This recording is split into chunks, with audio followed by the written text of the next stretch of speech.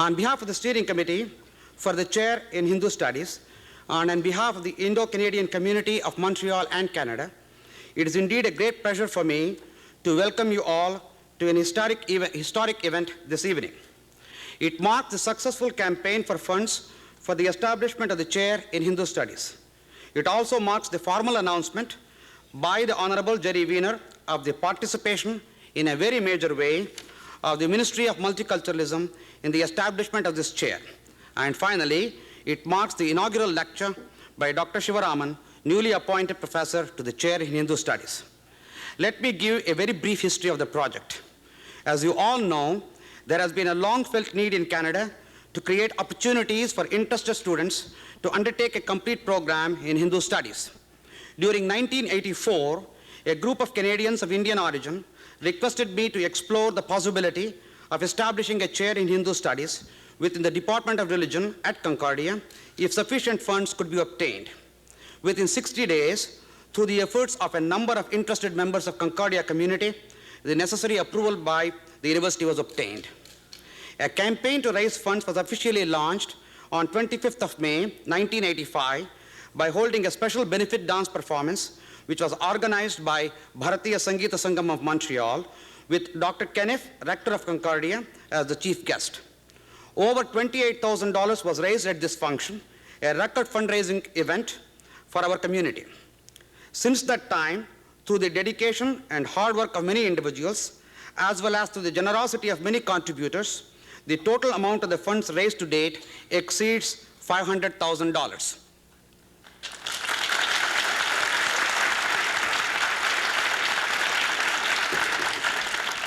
This achievement is something that our whole community can very rightly be proud of.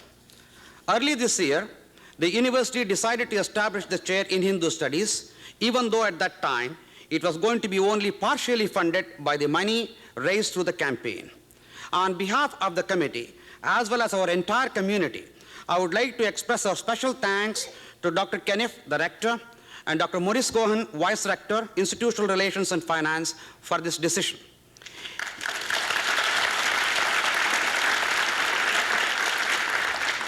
Indeed, soon thereafter, the Department of Religion offered the chair to Dr. Krishna Sivaraman, an eminent scholar in Hindu Studies.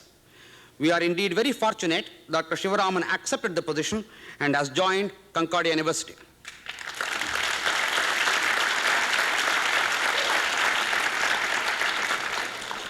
Concordia University, in the meantime, also made an application to the Ministry of Multiculturalism for financial support for a chair in Hindu Studies under the Canadian Ethnic Studies program. I would like to take this opportunity to express our gratitude to the Honorable Gerry Weiner, Secretary of State and Minister of State for Multiculturalism and Citizenship, for his personal support as well as the support of the Canadian government in establishing the chair in Hindu Studies at Concordia University.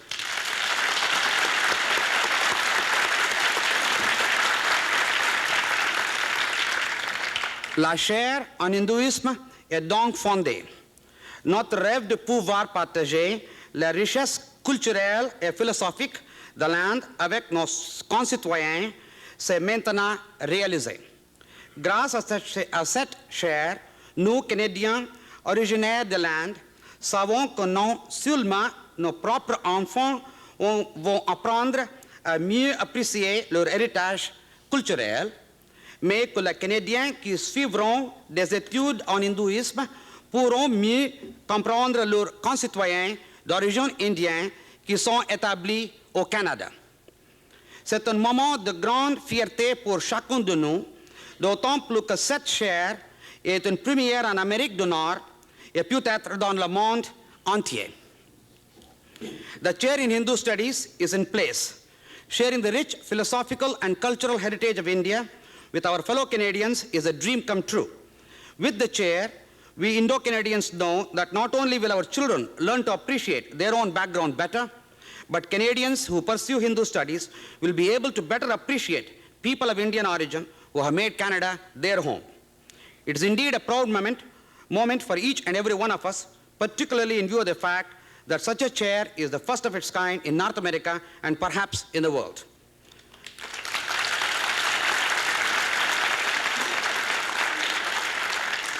I want to take this opportunity also to thank all those who contributed to the success of this campaign, as well as the corporations which have contributed so generously through the matching gift program. I would especially like to thank the many artists from India and Montreal who have given benefit concerts to raise funds for the chair. I should emphasize that the contributions have come from people of all ethnic and religious backgrounds and not just from those of Indian origin.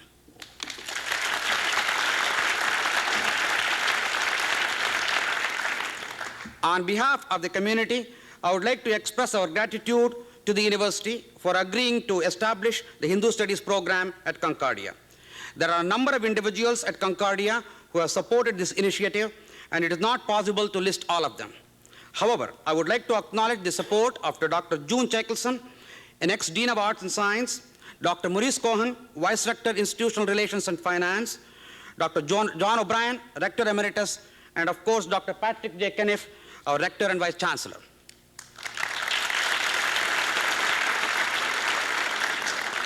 Finally, I would like to thank my colleagues on the steering committee who have worked tirelessly for the last 4.5 years on this project.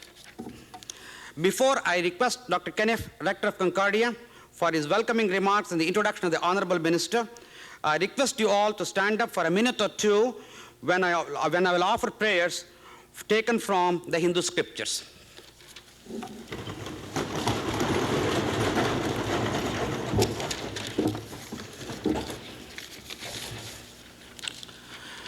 Om Shanno Mitrashram Varunaha Shanno Bhavatvaryama Shanno Indra Bruhaspatihi Shanno Vishnurukramaha Namaste Brahmane Namaste Vayo Tvameva Pratyaksham Brahmasi Tvameva Pratyaksham Brahma Vadishyami Rutam Vadishyami Satyam Vadishyami Tanmam Avatu Tad Vaktaram Avatu Avatu Mam Avatu Vaktaram Om Shanti Shanti Shanti Om Jau Shantir Antariksham Shantir Prithvi Shantir Apa Shantir Oshadhiya Shantir Vanaspatiya Shantir Shantir Brahma Shantir Sarva Shanti Shantireva Shanti Om. May there be peace in the sky, may there be peace on earth, may there be peace in the water, may there be peace in the plants, may there be peace in the trees, may there be peace in Brahman, may there be peace in all, and may that peace, real peace, be mine. Thank you. I want, first of all, to welcome all of you to this evening, which for us is an occasion of joy at Concordia University.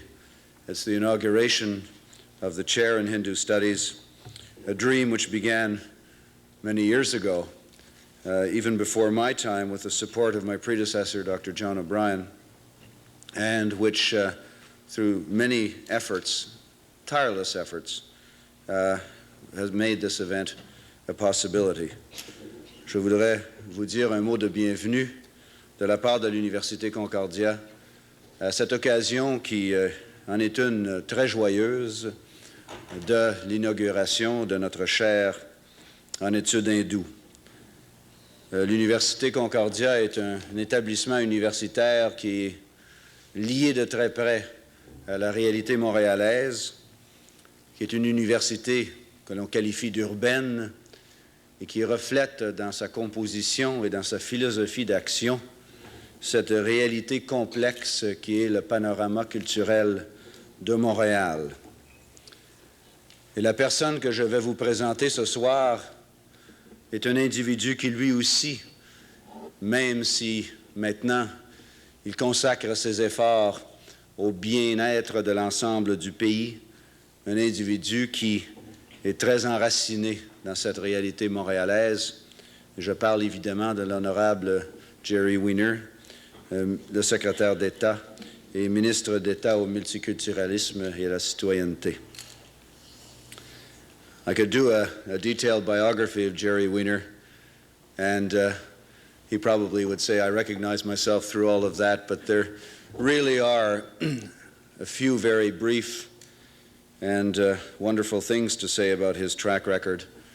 He, of course, might say epitomizes what young people maybe should do a bit more of in Montreal, and that is go through 2 universities, one of each linguistic tradition. He was a graduate of McGill University and of Université de Montréal, and he has had a career both as a professional and then a public life which have been truly remarkable.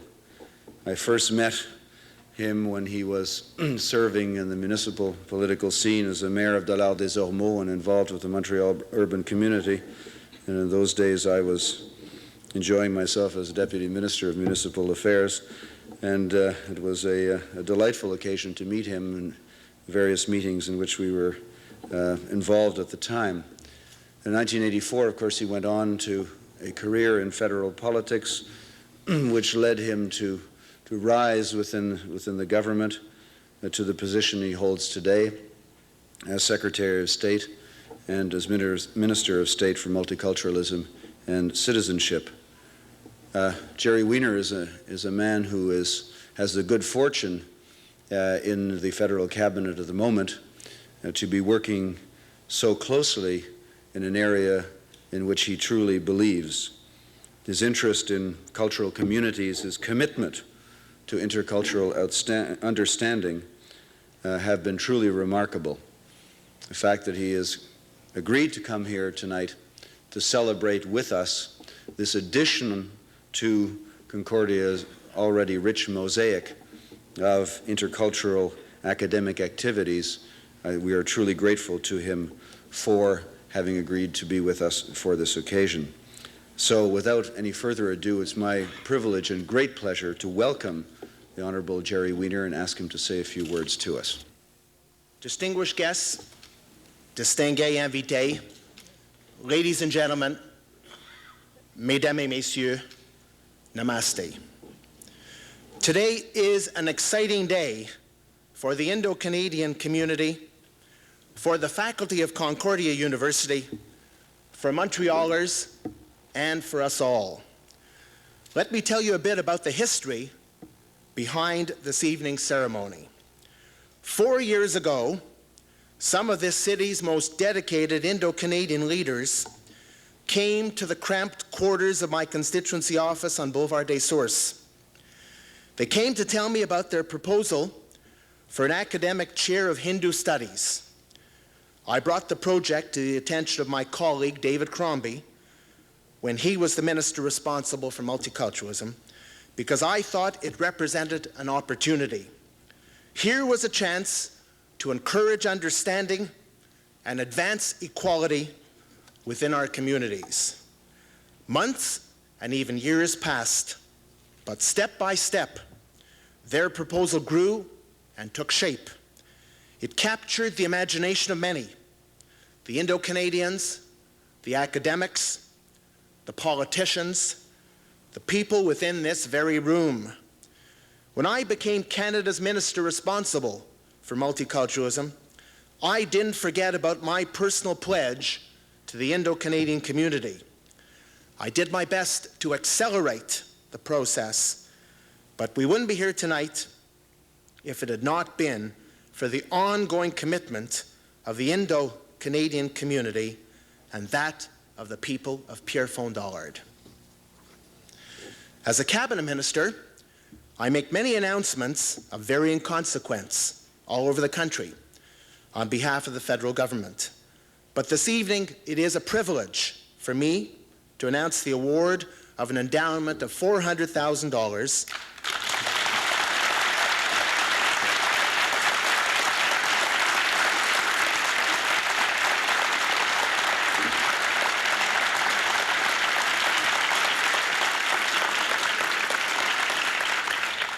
for a chair in Hindu studies at Concordia University.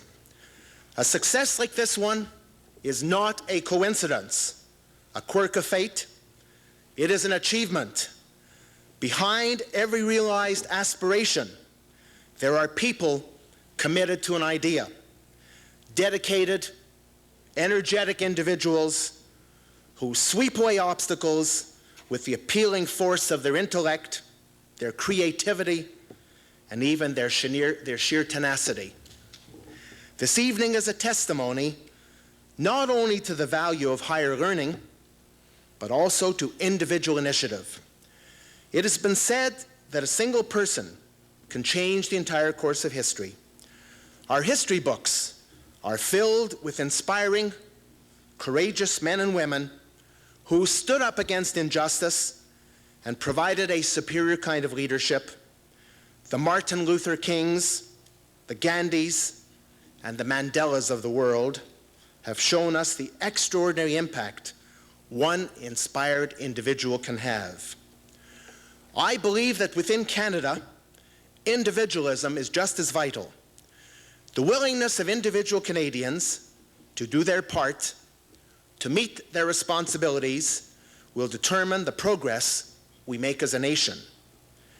Nous avons trop souvent tendance à oublier cette vérité pure et simple. Lorsque nous nous demandons, en tant que Canadiens, où nous situons dans tout cela, l'immensité de ce pays peut faire paraître notre contribution peu importante ou même ordinaire. But I suggest to you that being a contributing member of Canadian society is not defined by a single dramatic gesture. Fireworks are short-lived. It is true they are dazzling, but they fade quickly.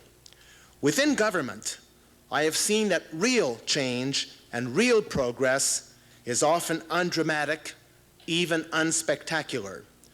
Progress reveals itself over time, but always, always, there are people who make it their business to push progress forward an inch at a time.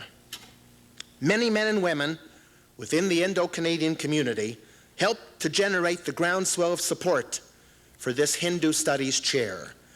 They made this project their community's latest and perhaps greatest success story to date.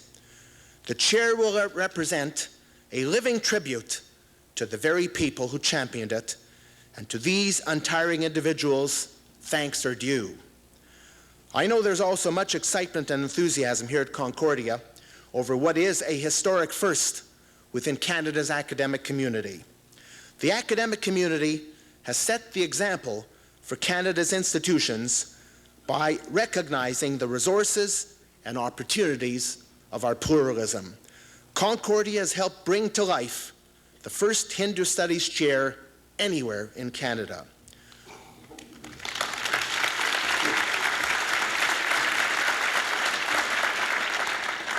Dr. Kenneth, as Rector and Vice Chancellor of Concordia, you have shown yourself to be a man of vision.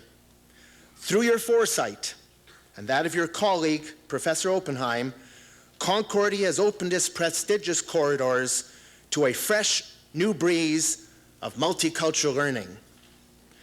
Cette chaire d'études hindoue favorisera des études approfondies sur la vie de la communauté hindoue, non seulement ici au Québec, mais partout au pays. Elle offrira aux chercheurs, aux étudiants et aux professeurs l'accès à un éventail plus étendu et plus riche d'ouvrages sur les traditions et la littérature hindoue dans le contexte canadien. Le milieu universitaire pourra utiliser ces ressources pour faire des études comparatives sur les communautés ethniques au Canada et en Amérique du Nord. Without question, the impressive academic resource environment already established at Concordia makes this university eminently suited to this endowment. And I am also confident of the proven abilities of the first chairholder, Dr. Krishna Sivaraman, whose presence alone will set a precedent for excellence.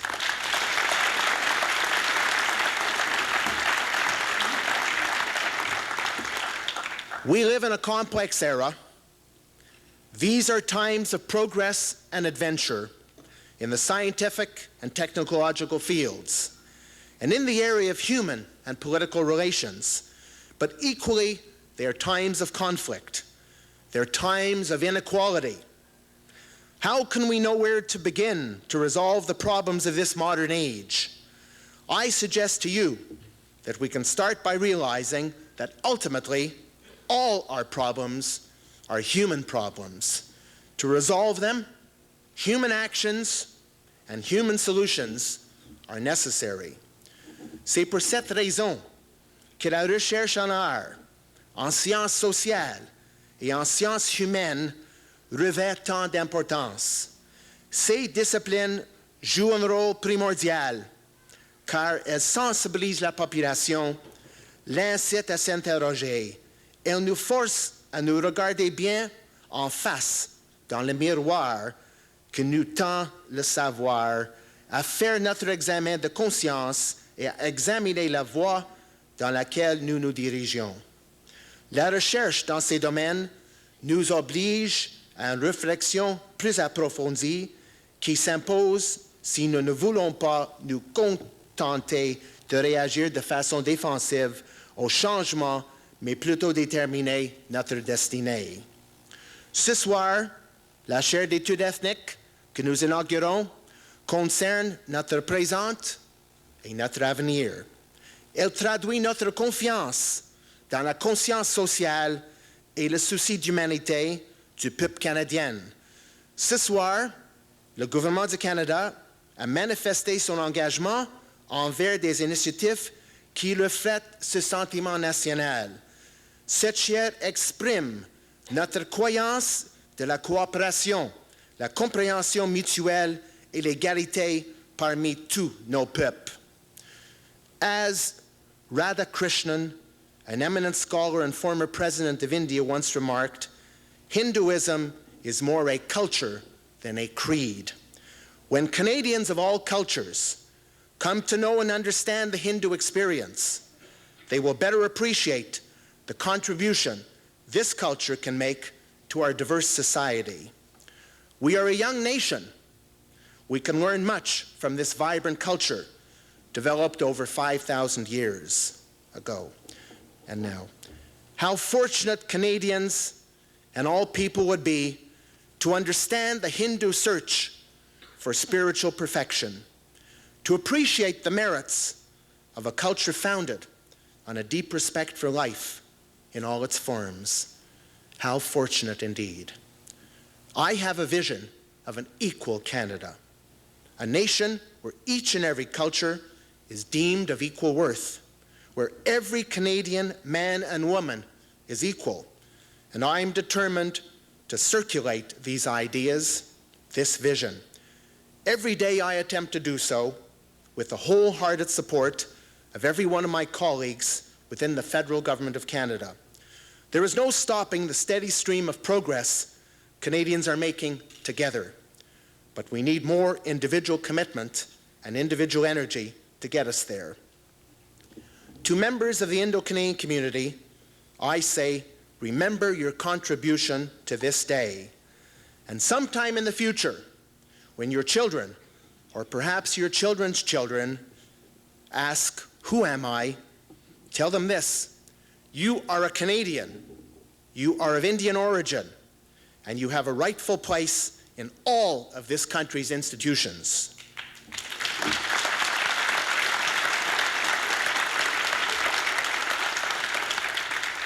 As adults, we must all set the example for them. By the strength of our convictions and our loyalty to Canadian values, we must build on what we've accomplished here tonight. For members of the Indo-Canadian community, this can be only the beginning.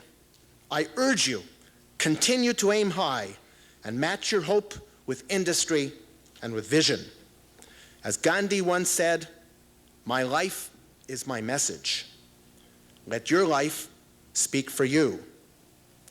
Is machen safalta parapko, bachut badhi, our Josab, apne kia uske rie hardik dachanyavad.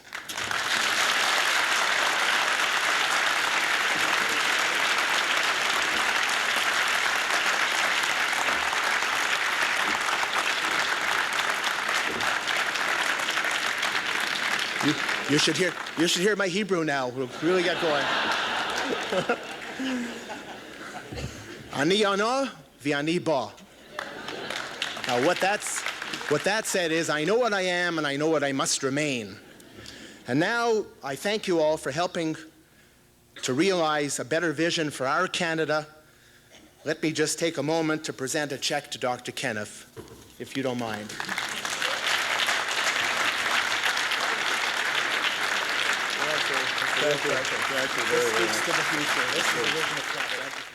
The Department of Religion is particularly happy with the first appointee to the chair in Hindu Studies. We have already experienced his knowledge in this area, his great enthusiasm, and also his humanity. Professor Sivaraman shares with us two important views about the study of religion, and that's why he fits in so well in our department. The first view is, you cannot study any single religion or culture in isolation from others, but rather, to understand any one tradition or culture, you have to have some understanding of the ways of life, of the ethics, of the philosophy, of the institutions and historical development of other religious traditions and cultures. And second, he shares the view that in order to understand any particular religion and culture, one has to have some understanding of the models and the methods of the social sciences and humanities. These include anthropology and sociology, history, philosophy, and literary studies. Finally, I do want to introduce Professor Sivaraman. Many of you have already read about his distinguished career. There was a very good article in the Thursday report. But I'd like to say just a few things. His career and his work span both North America and India. He received his PhD degree from Benares Hindu University, and soon after he got a fellowship, a postgraduate fellowship, for Harvard University. He taught at Benares Hindu University for a number of years, and afterwards went to North America at McMaster. His teaching career spans 4 decades. That kind of experience, I think, will be great for the department and for Concordia. He has published a great number of important articles and books in the area of Hindu philosophy and Hindu religion. His most recent 2-volume work is titled Hindu Spirituality, and it includes the first volume on Vedas towards Vedanta, and the second is Within the Widening Circle. Again, the Department of Religion is extremely pleased to have this Hindu Studies chair, and in particular, this very fine man, Professor Sivaraman. I would now like to introduce to you Professor Sivaraman. He will lecture today on Wither Hindu Studies. Thank you. Purnamadav Purnamidam Purnat Purnamudachyate Purnasya Purnamadaya Purnamevavashishyate. That is plenty. This is plenty. From the plenty comes forth the plenty. Taking out the plenty from the plenty, what remains is the plenty again.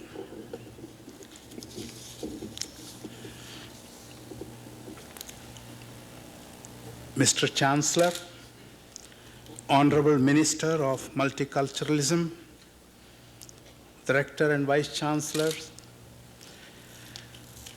and friends.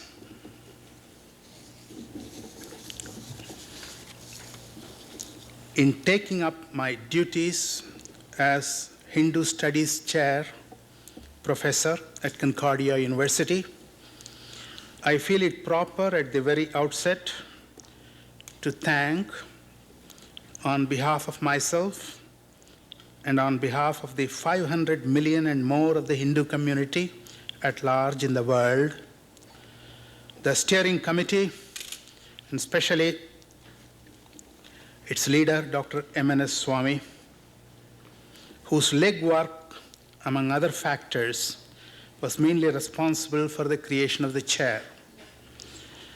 It is an understatement when I say that the Hindu tradition is prone not to be skeptical of the claims about the supernatural and the miraculous. What Dean Swami accomplished is nothing short of a miracle to me. I cannot thank him more, I thank him again.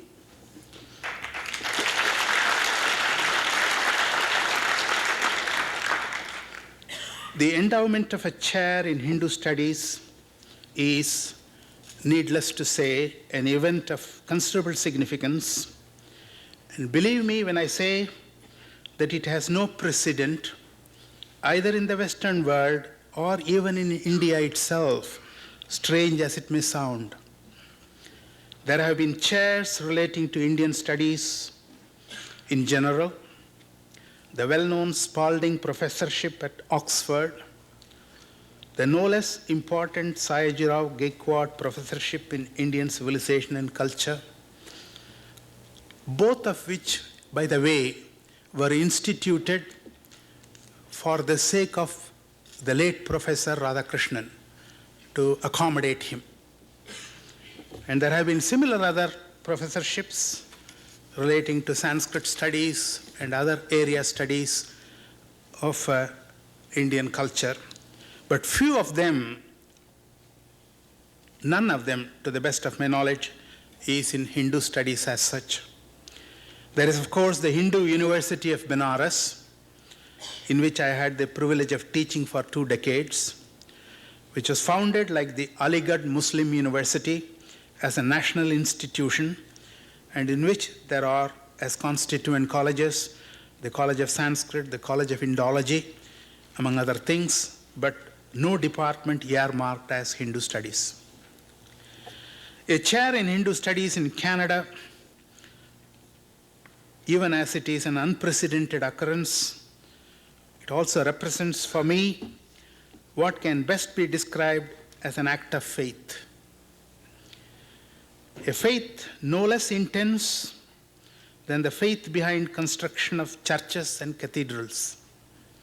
It is an expression of faith in the task of the appropriating and advancing of a tradition as distinguished from the study of the area, its history and geography, its languages and literature, or any other aspect of culture that a person of Indian origin may identify with.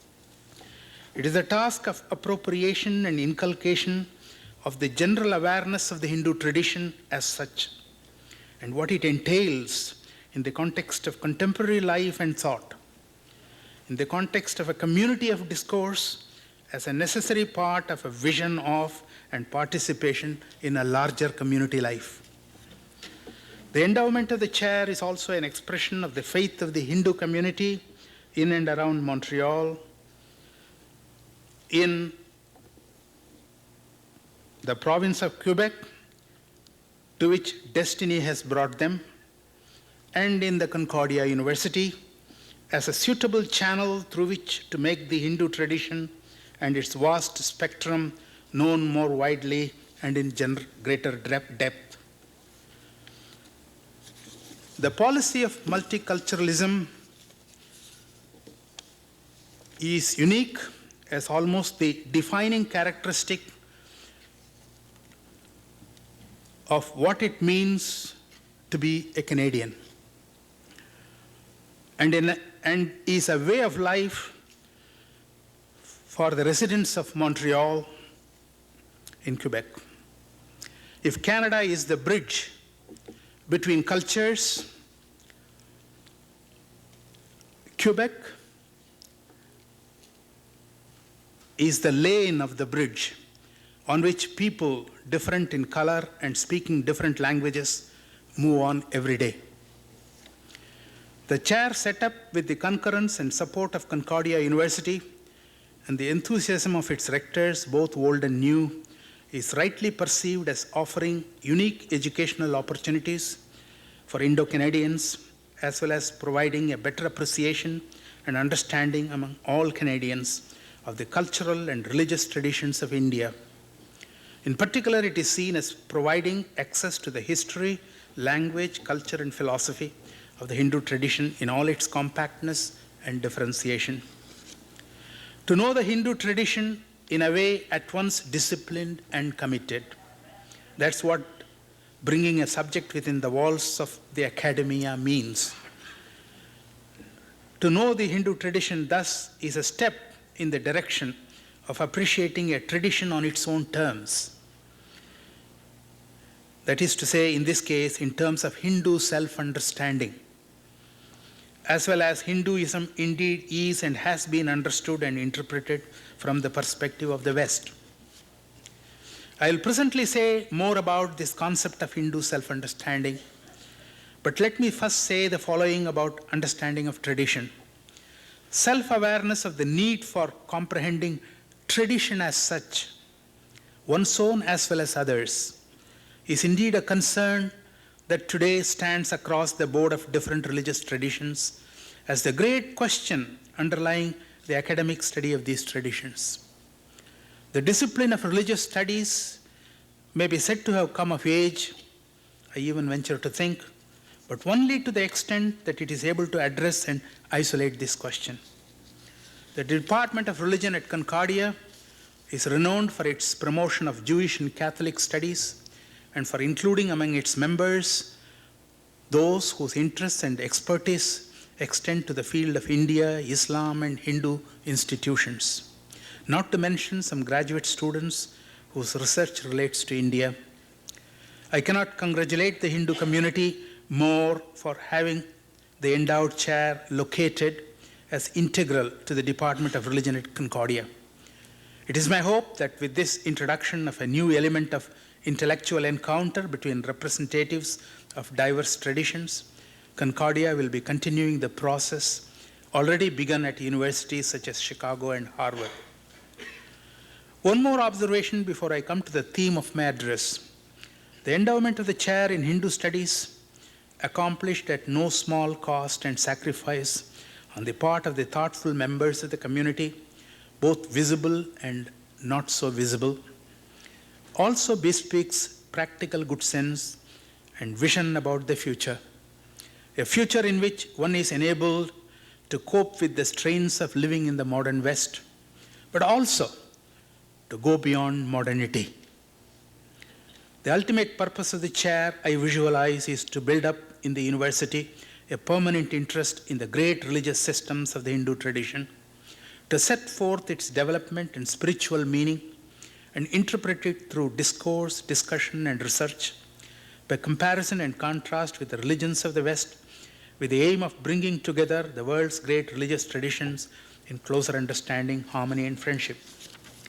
It's only when India, I mean the India of religious and cultural geography, can meet the West on equal terms that the West can and will have a thorough understanding not only of India's beliefs, but of Indian way of life, and above all, the Indian way of thought engendered by those beliefs. Even though the modern West has somewhat notoriously departed from its own religious past, and setting the pace for modernity, has paved the way unwittingly in this regard for what has aptly been described as the Europeanization of the earth. The time may come when the old values will reassert themselves, perhaps in another guise. And these values in India, even today, are religious values. Now about the theme, Weiner Hindu Studies. Bernard Lonergan begins his book, Method in Theology, by referring to two notions of culture, the classicist and the empirical. The former holds to its unchanging ideals and norms to which the uncultured aspire, and the latter, that is the empirical concept of culture, merely stands for a set of meanings and values that inform a way of life without normative stipulations. When the classicist notion prevailed, theology was viewed as a permanent achievement, and then one discoursed on its nature. But when culture is viewed empirically, one discourses on its method. The study of Hindu tradition as part of the program of religious studies, which approaches religion in the context of empirical scholarship, will naturally entail a shift of focus from the essence question to one of method. The shift is away from what is Hinduism, who are the Hindu people, to Hindu studies. To the question, who are the Hindus? The answer can only be the quip that the Hindu is like everyone else, except that he is more so. This is not indeed a mere quip, because the Hindu has real difficulty in understanding that while he may seem different from others in his beliefs and practices, others can be really different from him.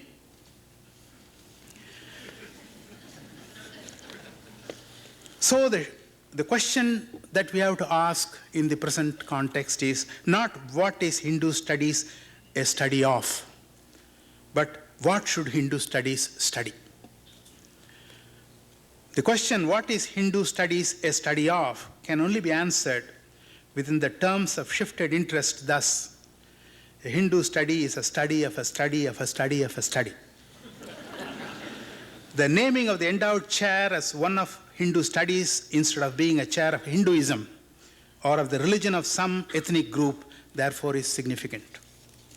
It is nevertheless important that one has some understanding of the sense of the term Hindu in Hindu studies. Elsewhere, when I had to grapple with the problem while editing a volume on Hindu spirituality, I wrote saying in effect that the term is a descriptive and not a prescriptive one, used as a convenient label to refer to an undifferentiated whole, which includes preeminently, as if like a defining characteristic, the circumstance of the Vedas as the point of departure, the Hindu canon, but really allows no assignable time of beginning and includes the archaic classical Hinduism of the Veda and the Vedanta, the neoclassical and post-classical transformations, as well as modern Hinduism, inclusive of every conceivable concern that has found expression in the recent history of the tradition. Viewing Hinduism under the aspect of spirituality, I propose to generalize about the Hindu character, somewhat tendentiously perhaps, as consisting in making one live spiritually as if time were not history. By that I meant to say not that the tradition is a stranger to history or change, but that for the tradition uniquely, these notions are enfolded in a timeless meaning.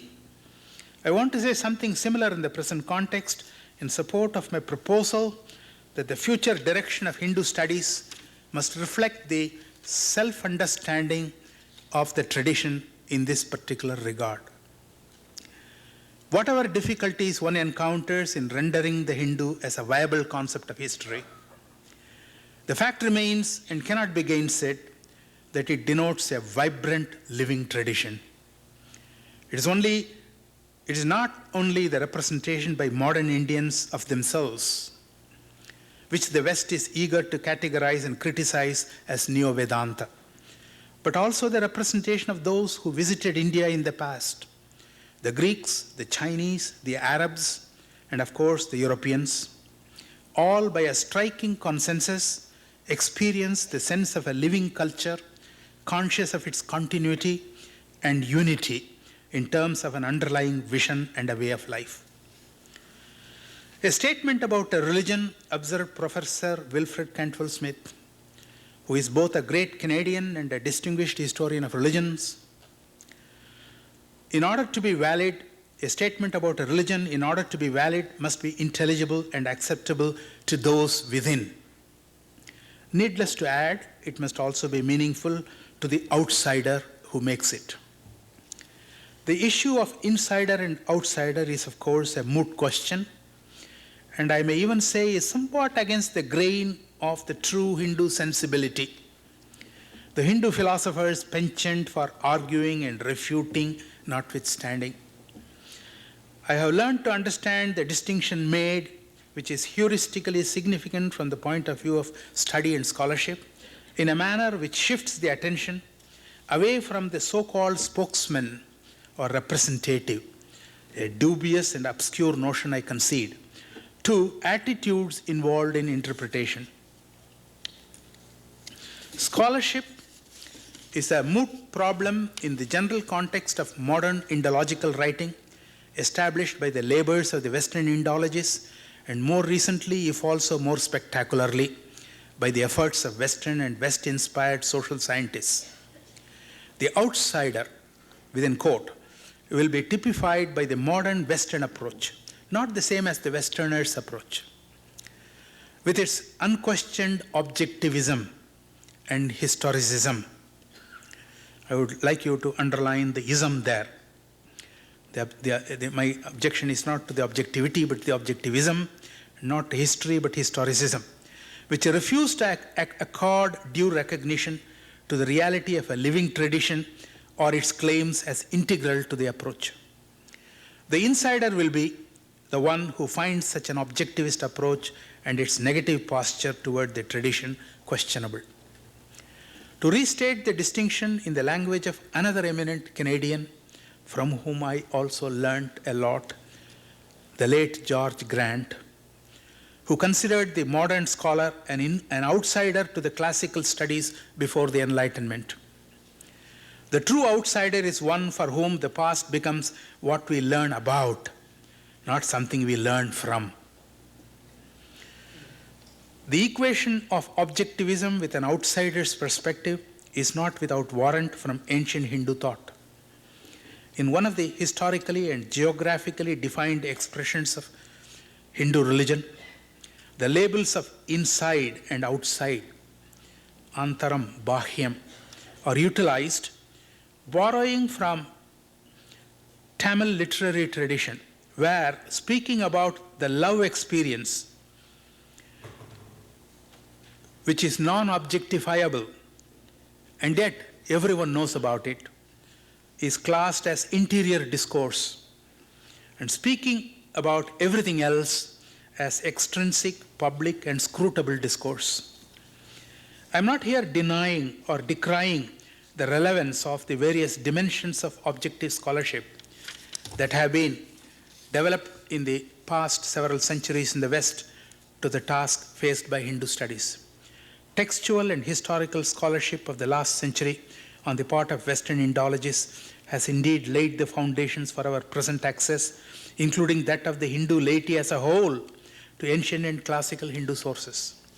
Likewise, the ongoing study of Hinduism by anthropologists and other social scientists, which is a phenomenon which coincides with the birth of an independent India and includes major figures working in this part of the world, have thrown great light on questions like what is the relationship between the legacy of norms, concepts, and beliefs contained in the great textual traditions of India and the everyday religious life of the people? How does religion in India affect social structure?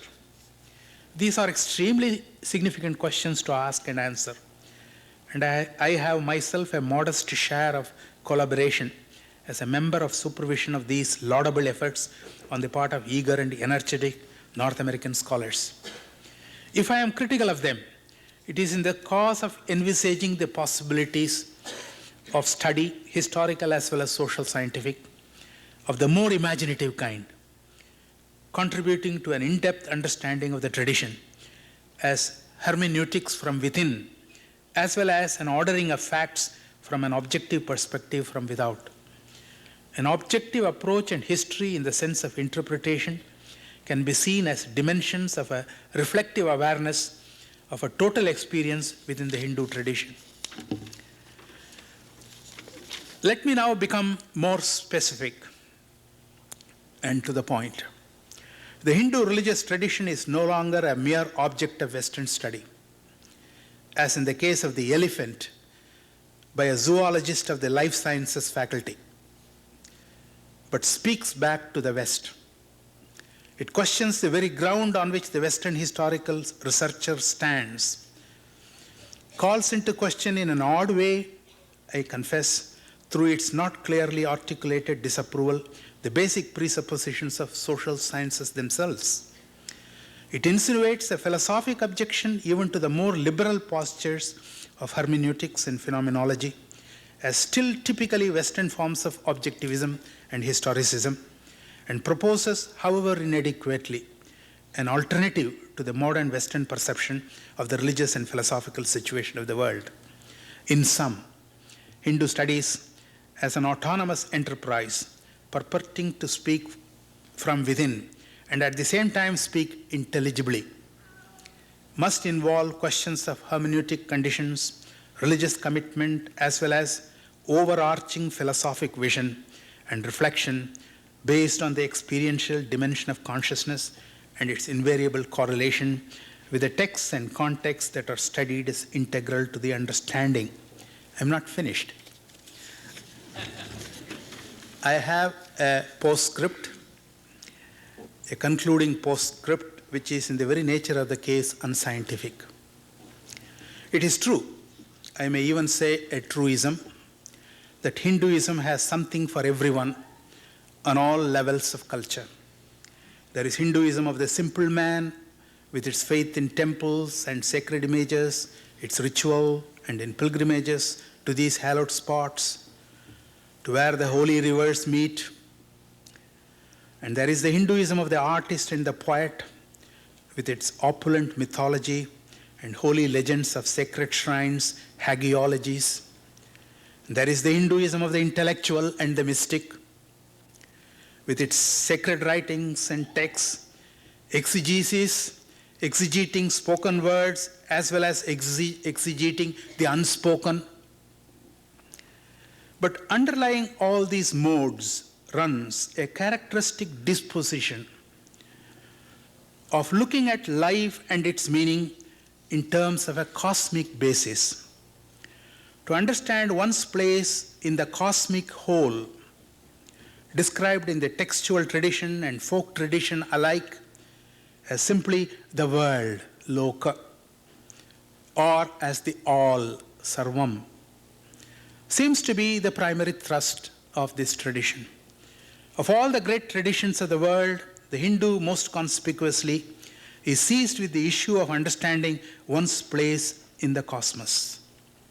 The Hindu universe is closer to that of modern science than the Ptolemaic one, and for this reason, among others, Hindus, even orthodox ones of the old school, have little difficulty in accepting scientific theories on the nature of cosmos or of man. The forbidding universe of science differs from that of the Hindus in one important respect. The Hindu world, in all its immense length and breadth, is completely and fully underlain by the divine. The cosmos of science remains alien to the thinking human being. There is no interiorization of the cosmos and the individual. Mutual interiorization of the cosmos and thinking individual is the hallmark of the Veda, the scriptural canon of the Hindu. Consciousness is not just an epiphenomenon of some local configuration of matter, but is at least coterminous or coextensive. It may be more with the cosmos, which is unbounded. The unboundedness of the very nature of consciousness is, to the Hindu philosopher, indicative of the validity of the approach. The more we probe and study, the less confused we feel. If one's consciousness is coterminous with the cosmos, one knows that this is not the only chance that one has in this life. The chance comes again and again. Life is a repetitive, ongoing, continuous thing. So the human gameplay is not that of an isolated individual placed in some adversarial environment in order that he may realize for himself everything worthwhile at this point in time and no more. To the Hindu way of reflection, this is the very hallmark of a total denial of freedom. That's why he calls it samsara. The trade-off of the cosmos for the historical social realms underlies all forms of Occidental thought. And the Hindu orientation, with its recognition, either tacit or explicit, of the primacy and the intrinsic, inexchangeable importance of the cosmos, and its refusal to bow to the historical, therefore presents a clear alternative to the prevalent modes of modern thought. A program of Hindu studies to be truly compatible to the self-understanding of the Hindu tradition must strive, among other doing other things, to recover this essential yet easily forgotten horizon of thought and experience that is so unique to Hinduism, and by reason of its very uniqueness, so of universal relevance to humanity. The perspective of the whole, which makes for the wholeness of life and existence, is the theanthropo-cosmic spirit of the Veda. A characteristic Vedic term for spirit is Purusha, which is alike indicative of the human individual on his 10 toes, the Shangula Purusham, and also of the infinite ambience that surrounds him, also personified as the infinite Purusha.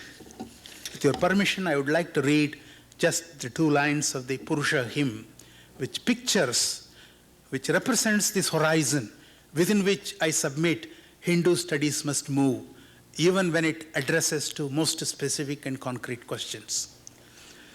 Sahasra Shirsha Purushaha Sahasrakshaha Sahasrapad Sabhumim Vishvato Vrutva Atyadishtat Dashangulam Purusha Eve Idam Sarvam Yatputam Yaccha Bhavyam Utamritat Vas Amritatvasya Ishanaha Yad Annena Tirohati Etavan Asya Mahima Ato Jayascha Purushaha Pado Asya Vishwa Bhutani Tripadasya Amritam Divi Tripad Urdhva Utait Purushaha Padosya Iha Bhavat Punaha Tato Vishwankramat Sa Asanana Na Asane Api. 1,000-headed Purusha, 1,000-eyed, 1,000-footed, he having pervaded the earth on all sides, still extends 10 fingers beyond it. Purusha alone is all this, whatever has been and whatever is going. Further, he is the Lord of immortality and also of what grows on account of food. Such is his greatness. Greater indeed than this is Purusha. All creatures constitute but 1/4 of him. His 3/4 are the immortal in the heaven. With this 3/4 did Purusha rise up. 1/4 of him again remains here. With it did he variously spread out on all sides over what he eats and what does not eat. Thank you very much.